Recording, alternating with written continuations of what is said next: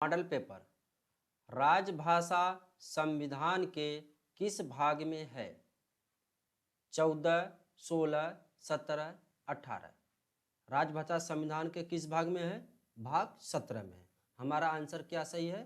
भाग 17। आंसर क्या सही है? भाग 17। राजभाषा का मतलब क्या है? राष्ट्र की भाषा, राजकाज अर्थात राज्य में न प्रयोग होने वाली भाषा, राजकाज में प्रयोग होने वाली भाषा। ए और सी सही है, तो हमारा इसमें आंसर होगा सी, राजकाज में प्रयोग होने वाली भाषा।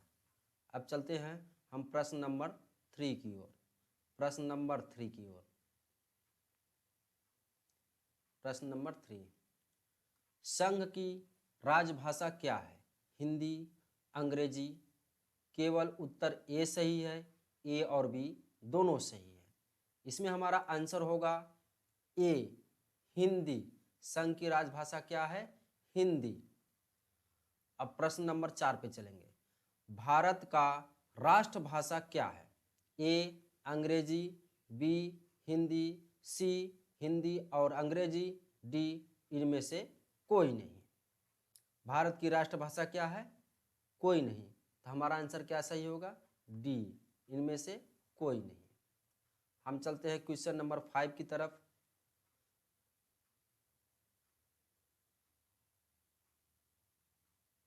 Question number 5, Munshi Ayyangar formula कब लागू हुआ? 14 नवंबर 1949, बी 14 सितंबर 1950, सी 14 सितंबर 1949, डी इनमें से कोई नहीं। तो हमारा आंसर सही होगा सी, 14 सितंबर 1949। अब नेक्स्ट क्वेश्चन पे हम चलते हैं। क्वेश्चन नंबर 6, हिंदी दिवस कब मनाया जाता है? 14 सितंबर, 14 नवंबर, 14 जुलाई, इनमें से कोई नहीं। हिंदी दिवस 14 सितंबर को मनाया जाता है। हमारा आंसर सही होगा 1, 14 सितंबर। चलते हैं नेक्स्ट क्वेश्चन की तरफ। थोड़ा जल्दी जल्दी करेंगे क्योंकि समय कम है लोगों के पास। केंद्र सरकार की राष्ट्रभाषा क्या है? अंग्रेजी, हिंदी, सी ए सही है, बी गलत है, डी ए और बी दोनों गलत है। केंद्र सरकार की राष्ट्रभाषा क्या है? राष्ट्रभाषा क्या है? इसमें से आंसर सही होगा डी, ए और बी दोनों गलत है। ए और बी दोनों गलत है।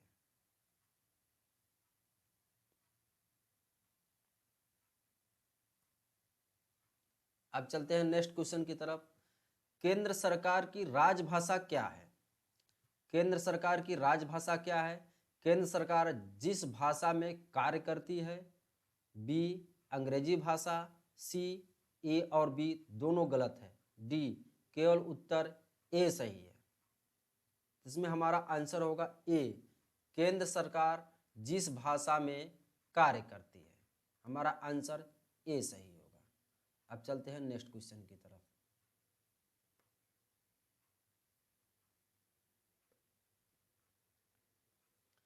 संविधान के भाग 17वें में कितने अनुच्छेद तक राजभाषा के बारे में वर्णन है? संविधान के भाग 17वें में कितने अनुच्छेद तक राजभाषा के बारे में वर्णन है? ए 343 से 350, बी 344 से 351, सी 343 से 352, डी ए बी और सी तीनों गलत है। इसमें से हमारा आंसर कौन सा सही होगा? डी, ए बी और सी तीनों गलत है। ये हमारा आंसर सही होगा। दोस्तों इसी तरह से जो है हम लोगों को क्वेश्चन जो है उलट फेर करके देगा। अगर आप लोग हम लोग नहीं जानते हैं, क्योंकि इसमें दिया गया 17वें भाग में 343 से 351 तक है, जो कि इसमें 343 से 351 तक नहीं है।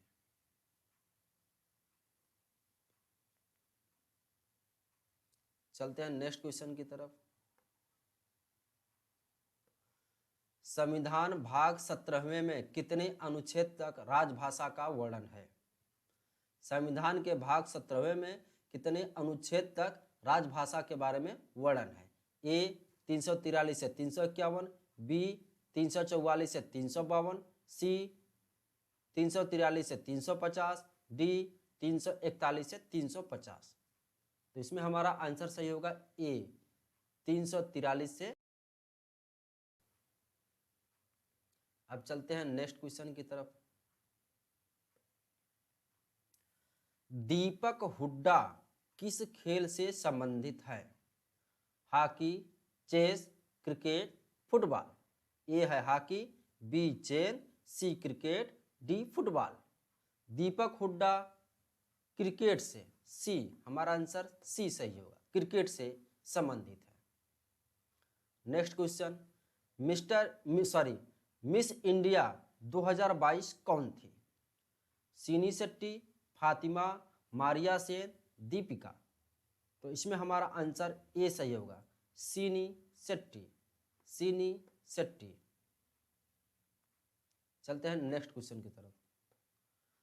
भारत के राष्ट्रपति कौन है? ए रामनाथ कोविंद, बी द्रौपदी मुर्मू, सी इनमें से कोई नहीं। इसमें से हमारा आंसर सही होगा बी द्रौपदी मुर्मू।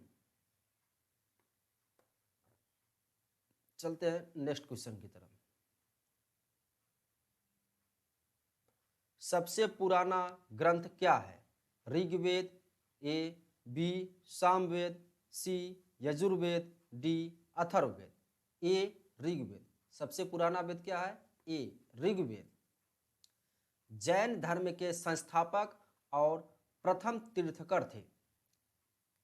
ए Mahavir Swami, two Mahabali Swami, C Rishabhdev, fourth इनमें से कोई नहीं। तो हमारा आंसर होगा 3 ऋषभदेव, 3 ऋषभदेव। चलते हैं नेक्स्ट क्वेश्चन की तरफ।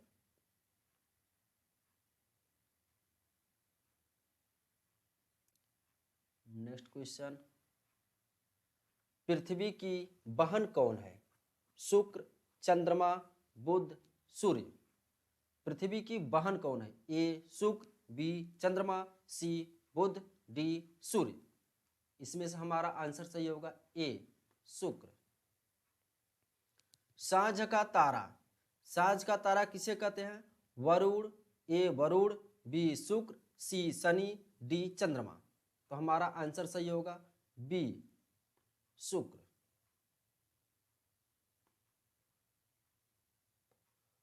नेक्स्ट क्वेश्चन, भारत का कुल क्षेत्रफल कितने वर्ग किलोमीटर है? ए 3287,263, बी 3887,263, सी 3187,628, डी इनमें से कोई नहीं।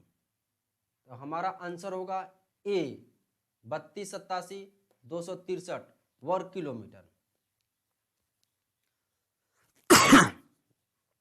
नेक्स्ट क्वेश्चन, नीति आयोग का पूरा नाम क्या है? नीति आयोग का पूरा नाम क्या है? National institution for transforming India, B nation institution transform of India, C A right है, डी नन, इनमें से कोई नहीं। तो इसमें हमारा आंसर होगा A nation institution for transforming India. हमारा आंसर ए सही होगा। अब नेक्स्ट क्वेश्चन है, जीएसटी का फुल फॉर्म क्या है? जीएसटी का फुल फॉर्म क्या है? Goods and service tax, goods sale tax, gross service tax, none. तो हमारा आंसर ए सही होगा, गुड्स एंड सर्विस टैक्स। चलते हैं नेक्स्ट क्वेश्चन की तरफ।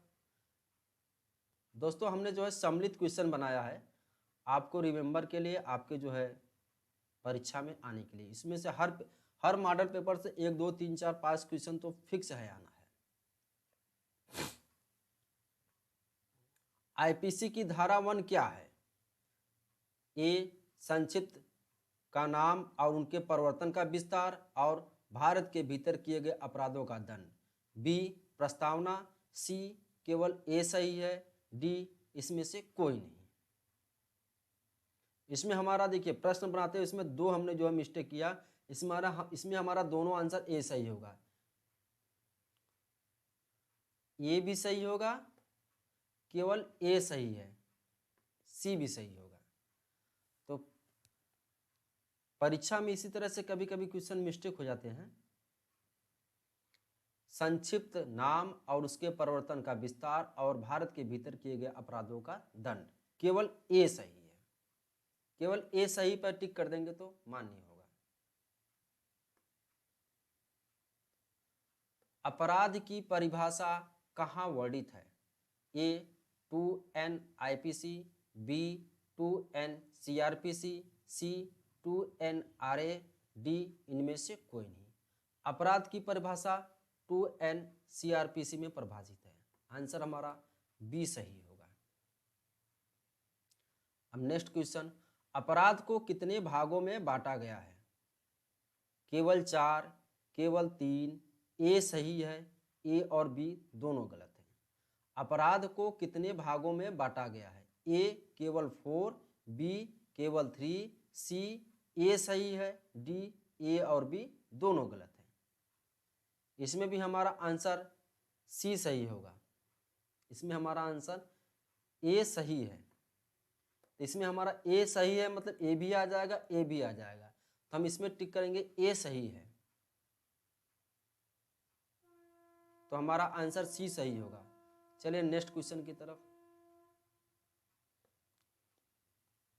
आईपीसी में कितनी धारा है? ए 510, बी 512, सी 467, डी 511। आईपीसी में 511 धारा है, आईपीसी में 511 धारा है, डी 511। अब नेक्स्ट क्वेश्चन आता है, आईपीसी में कितने अध्याय हैं?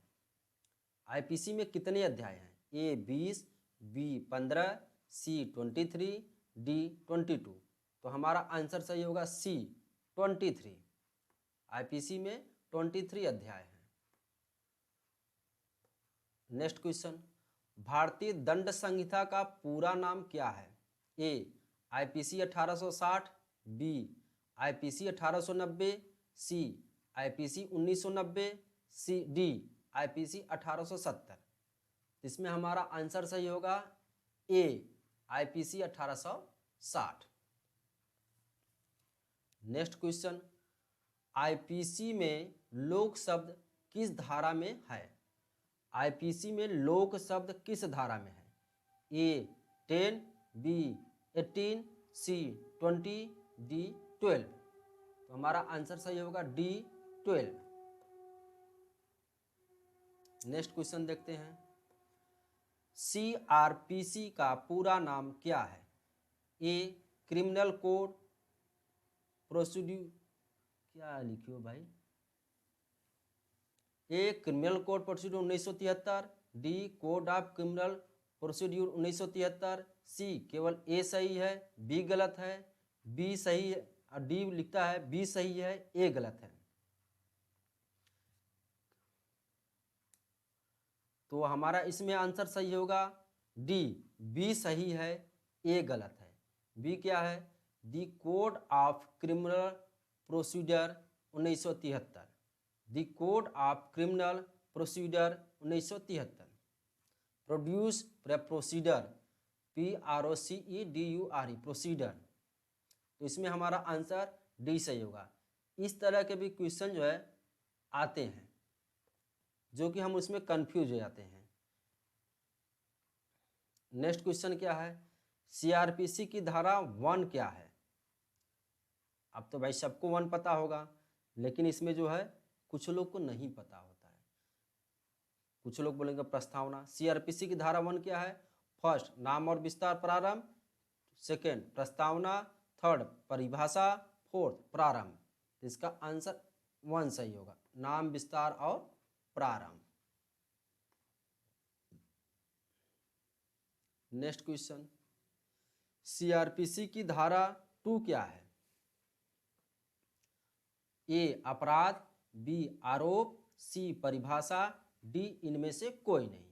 इसका आंसर सही होगा सी परिभाषा। नेक्स्ट क्वेश्चन की तरफ चलते हैं, संज्ञेय अपराध सीआरपीसी धारा 2 के किस उपधारा में परिभाषित है? ए 2A, बी 2C, सी 2D, डी 2F। तो हमारा आंसर सही होगा बी 2C में जो है संज्ञेय अपराध को परिभाषित किया गया है। 32 क्वेश्चन,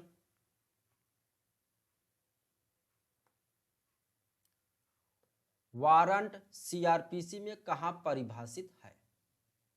आईएमपी लगा दीजिए, एक क्वेश्चन तो श्योर आएगा। वारंट सीआरपीसी में कहाँ परिभाषित है? ए 2W, बी 2X, सी 2Y, बी डी 2B। तो इसमें आंसर सही होगा बी 2X। वारंट कहाँ परिभाषित है? 2X में। 33 क्वेश्चन है, सम्मन सीआरपीसी में कहाँ परिभाषित है? ये भी आईएमपी है, एक ये नहीं तो ये जरूर आएगा। सम्मन सीआरपीसी में कहाँ परिभाषित है? ए 2X, बी 2W, सी केवल ए सही है, बी गलत है, डी बी सही है, ए गलत है। तो हमारा आंसर सही होगा डी का, बी सही है और ए गलत है।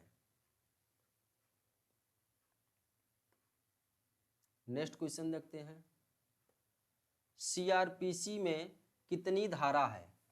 ए 410, बी 420, सी 484, डी 267। इसमें हमारा आंसर सही होगा सी 484, सी 484। अब नेक्स्ट क्वेश्चन, सीआरपीसी में कितने अध्याय हैं? ए 22, बी 24, सी 28, डी 37। सीआरपीसी में कितने अध्याय हैं? 37। हमारा आंसर डी सही होगा। चलते हैं नेक्स्ट क्वेश्चन की तरफ।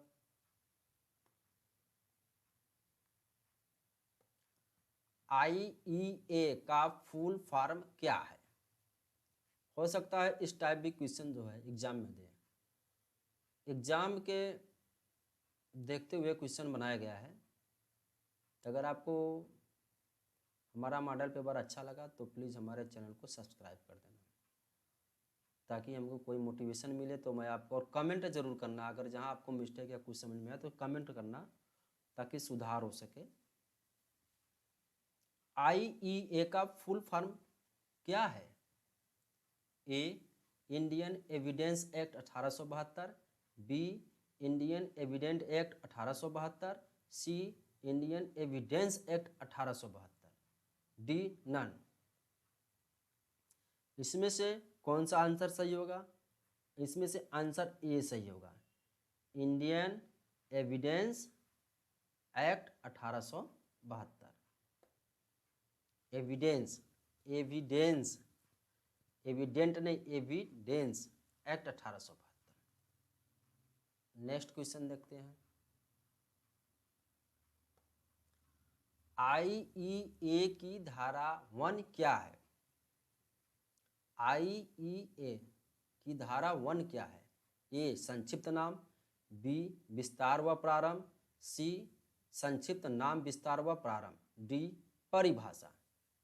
तो इसमें हमारा आंसर सही होगा सी संक्षिप्त नाम विस्तार व प्रारंभ। नेक्स्ट क्वेश्चन क्या है हमारा, IEA का कब लागू हुआ?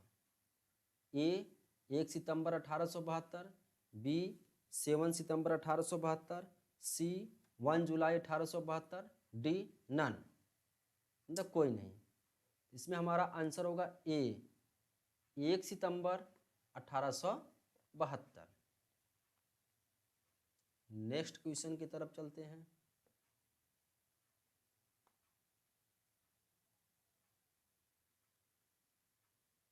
IEA की धारा 3 क्या है? ए निर्वचन खंड, बी परिभाषा, सी इनमें से कोई नहीं, डी केवल बी सही है। तो हमारा आंसर ए सही होगा, निर्वचन खंड। धारा 3 में क्या दिया गया है? निर्वचन खंड। मिक्स क्वेश्चन जो है बनाया गया है ताकि आपको हर जगह से क्वेश्चन को उठाकर जो है पूछा जाए। इससे रिवीजन में थोड़ा सा आसानी होगा, हमारे तरफ से आपको सहयोग मिलेगा। तो पसंद आए तो चैनल को सब्सक्राइब जरूर करना। आरपीयूपी एक्ट का पूरा नाम क्या है? A the railway property act 1966, B the railway property unlawful possession act 1966, C केवल ए सही है बी गलत है, डी बी सही है ए गलत है। तो हमारा आंसर कौन सा सही होगा? डी, बी सही है ए गलत है। अब नेक्स्ट क्वेश्चन आता है, आरपीयूपी एक्ट कब लागू हुआ? ए 1/4/1968, बी 1/4/1967, सी 1/4/1976, डी 1/4/1975। तो हमारा आंसर सही होगा ए 1/4/1968। आरपीयूपी एक्ट कब लागू हुआ? 1/4/1968। नेक्स्ट क्वेश्चन की तरफ चलते हैं। आरपीयूपी एक्ट में कब संशोधन हुआ? ए 15 अगस्त 2012, बी 15 अगस्त 2013, सी 15 अगस्त 2014, डी 15 अगस्त 2010। तो हमारा आंसर सही होगा ए 15 अगस्त 2012 में आरपीयूपी एक्ट में संशोधन हुआ था। आरपीयूपी एक्ट कहाँ लागू है? सॉरी लिखने में होगा, आरपीयूपी एक्ट कहाँ लागू होता है? ए पूरे भारत में, बी जम्मू कश्मीर को छोड़कर, सी हिमाचल में नहीं लागू है, डी नन। तो हमारा आंसर ए सही होगा, पूरे भारत में। थोड़ा हम लोग शार्ट पढ़ेंगे ताकि आप समझ सके, क्योंकि समय कम रहेगा तो क्वेश्चन को कई दूसरा पेपर भी आपको हल करने में आसानी होगा, आपका समय बचत होगा, आप दूसरा काम भी कर सकते हैं। 44 आरपीयूपी एक्ट में साबित करने का भार किस पर डाला जाता है? IMP question. आरपीयूपी एक्ट में साबित करने का भार किस पर डाला जाता है? जांच अधिकारी पर, आरपीएफ पर, जीआरपी पर, अपराधी पर। तो हमारा आंसर क्या सही होगा? डी अपराधी पर। साबित करने का भार किस पर होता है? अपराधी पर। आरपीयूपी एक्ट किस कानून का मिश्रण है? आरपीयूपी एक्ट किस कानून का मिश्रण है? आप लोग कमेंट करके बताइए, आरपीयूपी एक्ट किस कानून का मिश्रण है? IPC, CrPC, IPC, railway act, substantial, procedural व साक्षी। दोस्तों 45 क्वेश्चन आप लोग कमेंट करके बताना और इसका आंसर आप लोग खुद देना, ताकि आप लोग को पता चले कि इसमें क्या है। ये आईएमपी क्वेश्चन है, इसका जो है आप लोग आंसर खुद देना और हमें कमेंट करके जरूर बताना। मैं आपको लोग छोड़ दे रहा हूँ एक क्वेश्चन। 46 नेक्स्ट क्वेश्चन हमारा है, आरपीयूपी एक्ट की धारा 1 क्या है? आरपीयूपी एक्ट की धारा 1 क्या है? नाम व विस्तार, संक्षिप्त नाम विस्तार व प्रारंभ। तो हमारा आंसर सी सही होगा, संक्षिप्त नाम विस्तार व प्रारंभ। नेक्स्ट क्वेश्चन करते हैं हम लोग। आरपीयूपी एक्ट की धारा 2 क्या है? परिभाषा, परिमापा, धारा, विस्तार। देखिए दोस्तों, इसी तरह से दोनों दिया होगा, परिभाषा और परिमापा, इसमें हम लोग जो है मिस खा जाएंगे। तो धारा 2 में क्या है? परिभाषा। धारा 2 में क्या है? परिभाषा। हमारा आंसर ए सही है। आरपीयूपी एक्ट में बल को कहाँ परिभाषित किया गया है? 2A, 2C, 2B, 2D। तो हमारा आंसर ए सही होगा, 2A में बल को परिभाषित किया गया है। आरपीयूपी में रेल संपत्ति कहाँ परिभाषित है? 2A, 2B, 2C, none. इसमें देखिए सर, इसमें से कोई वो ऑप्शन नहीं दिया गया है, केवल जो ऑप्शन दिया गया है इसी में से हमको आंसर लगाना है। आरपीयूपी एक्ट में रेल संपत्ति कहाँ परिभाषित किया गया है? 2B, 2C, 2A, none. इसमें हमारा आंसर सही होगा नन। वरिष्ठ अधिकारी कहाँ परिभाषित है? वरिष्ठ अधिकारी कहाँ परिभाषित है? 2A, 2G, 2E, 2C। वरिष्ठ अधिकारी 2E में परिभाषित है। आंसर सी सही होगा। अधीनस्थ अधिकारी में कौन आते हैं? निरीक्षक या उससे ऊपर, उपनिरीक्षक, उपनिरीक्षक या सहायक उपनिरीक्षक से आईपीएफ, इनमें से कोई नहीं। अधीनस्थ अधिकारी में कौन आते हैं? निरीक्षक या उससे ऊपर, उपनिरीक्षक, उपनिरीक्षक या सहायक उपनिरीक्षक से आईपीएफ, इनमें से कोई नहीं। दोस्तों ये सिंपल क्वेश्चन है, आप लोग कमेंट करके इसको बताना इसका आंसर। अवर अधिकारी होते हैं A ASI to IPF, B ASI to SI, C head constable to ASI, D head constable. दोस्तों इसको भी आप लोग टिक करके बताना इसमें से कौन सा सही है। जानवर को आईपीसी की किस धारा में परिभाषित किया गया है? जानवर ए 47, बी 41, सी 42, डी 40। तो हमारा आंसर ए सही होगा, 47। वाइल्ड लाइफ प्रोटेक्शन एक्ट में जानवर को कहाँ परिभाषित किया गया है? ए 2(1) में, बी 2(2) में, सी 2(4) में, डी 2(3) में। तो इसमें हमारा आंसर होगा ए 2(1) में। वाइल्ड लाइफ प्रोटेक्शन एक्ट में जानवर को 2(1) में परिभाषित किया गया। भारत में पहली रेलगाड़ी कब चली?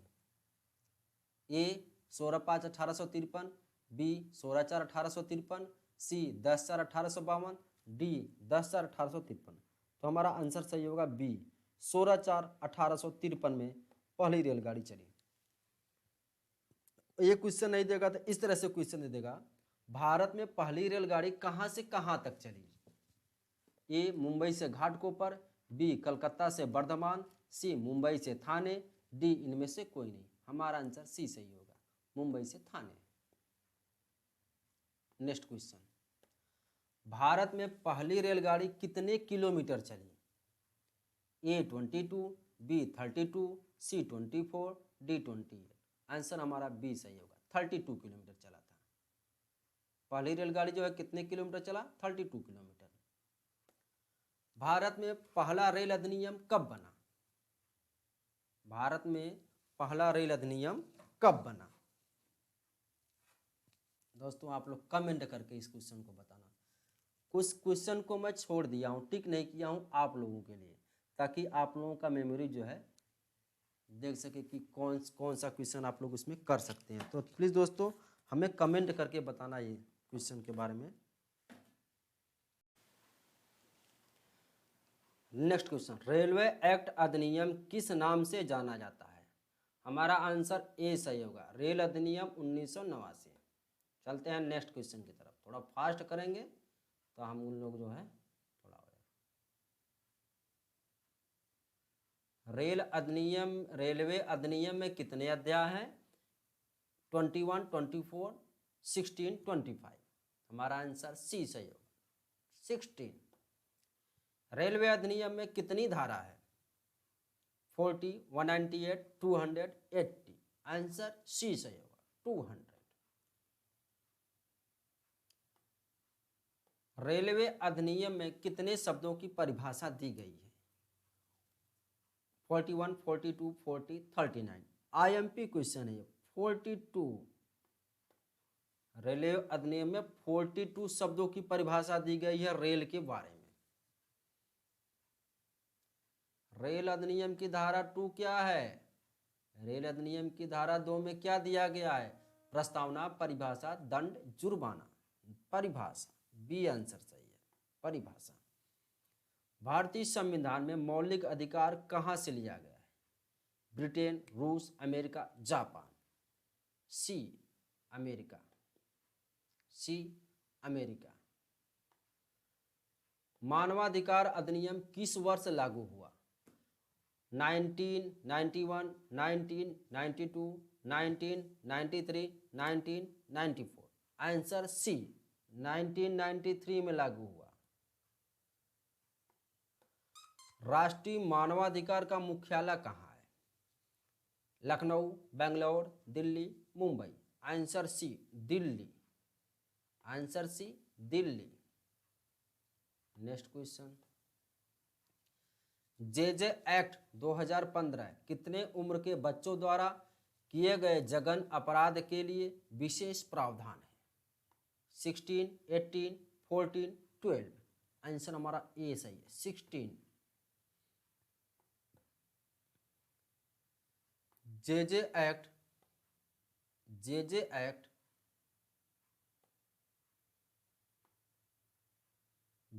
एक्ट में भीख मांगना, भिक्षा मांगना कहाँ परिभाषित है? ए 2 का +8, 2 का 7, 2 का 6, 2 का 5। तो हमारा आंसर सही होगा ए 2 का 8 में जो है भीख मांगना परिभाषित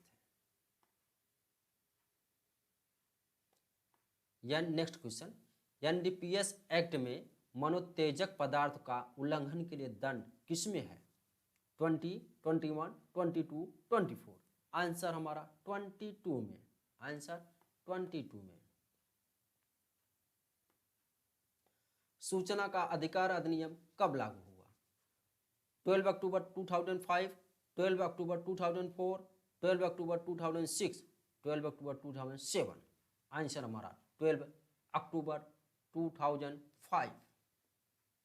हमारा आंसर ए सही है। आरटीटी क्या है? चलती गाड़ी में चोरी, यार्ड में चोरी, प्लेटफार्म पे चोरी या नन।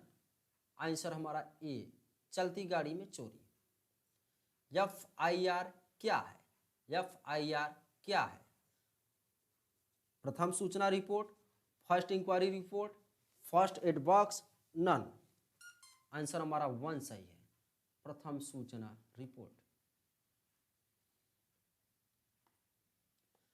नेक्स्ट क्वेश्चन 73, रोजनामचा डायरी के बारे में कहाँ बताया गया है? ए आरपीएफ रेगुलेशन 1966 के अध्याय 27 के खंड 64 में, बी आरपीएफ नियम में, सी ए सही है, डी ए और बी दोनों सही है। तो हमारा इसमें दोनों आंसर सही होगा, ए भी सही होगा और हमारा आंसर सी भी सही होगा, क्योंकि इसमें दिया है ए सही है, तो हमारा आंसर ए भी सही है और सी भी सही है। ऐसे क्वेश्चन थोड़ा हो जाते हैं कभी कभी। आरपीएफ एक्ट की धारा 1 में कितनी उपधारा है? आरपीएफ एक्ट की धारा 1 में कितनी उपधारा है? 3। हमारा आंसर सी सही होगा, 3।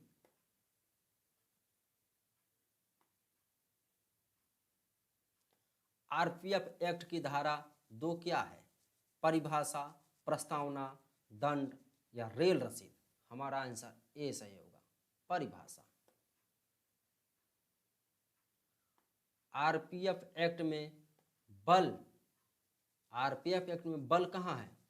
ए का 2 का क में, बी का 2 का ख में, सी 2 का ग, डी 2 का घ। बल फर्स्ट में ही है, 2 का क में जो है बल बताया गया है। 77, महानिदेशक कहाँ परिभाषित है? आरपीएफ एक्ट में महानिदेशक 2 का क, 2 का ग, 2 का अंग, 2 का घ, 2 का ख में जो है महानिदेशक है। चलते हैं नेक्स्ट क्वेश्चन की तरफ। आरपीएफ एक्ट की धारा 3 में क्या है? आरपीएफ एक्ट की धारा 3 में क्या है? बल, वरिष्ठ अधिकारी, बल का गठन, बल की नियुक्ति। धारा 3 में है बल का गठन। आंसर सी सही है। रेल संरक्षण बल नियम, रेल संरक्षण बल नियम में कुल कितने अध्याय हैं? 22, 21, 20, 16। हमारा आंसर बी सही होगा, 21। नेक्स्ट क्वेश्चन, रेल संरक्षण बल नियम में कुल कितने नियम हैं? रेल संरक्षण बल नियम में कुल कितने नियम हैं? 281, 280, 276, 260। तो हमारा आंसर बी सही है, 280।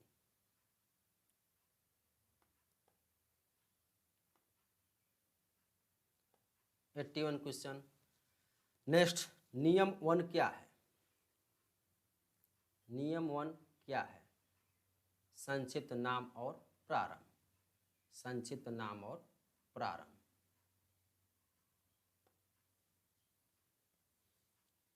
नाम और विस्तार, नियम, परिभाषा। फर्स्ट होगा संक्षिप्त नाम और प्रारंभ।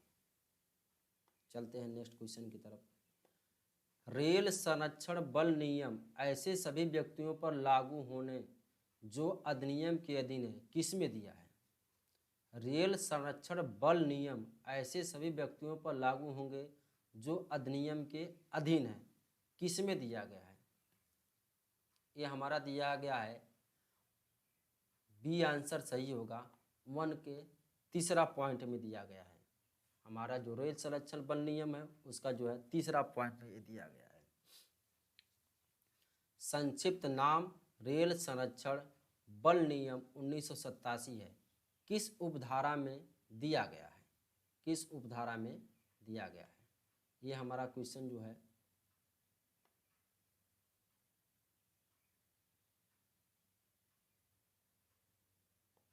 वन का सब क्लास 1 में दिया गया है। फिर दिया है 84 क्वेश्चन, क्या बोल रहा है? अधिनियम कहाँ परिभाषित है? अधिनियम, अब ये नियम से जैसे क्वेश्चन चल रहा है, अधिनियम कहाँ परिभाषित है? अधिनियम 2 के क में परिभाषित है। साज सज्जा कहाँ परिभाषित है?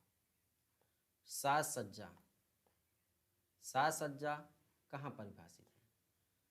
2 का ग, 2 का ख, 2 का क, 2 का च। 2 के ख में साज सज्जा परिभाषित है। दोस्तों, यह हमारा वीडियो आपको कैसा लगा? प्लीज़ हमारे चैनल को लाइक, सब्सक्राइब और कमेंट करना ना भूलें।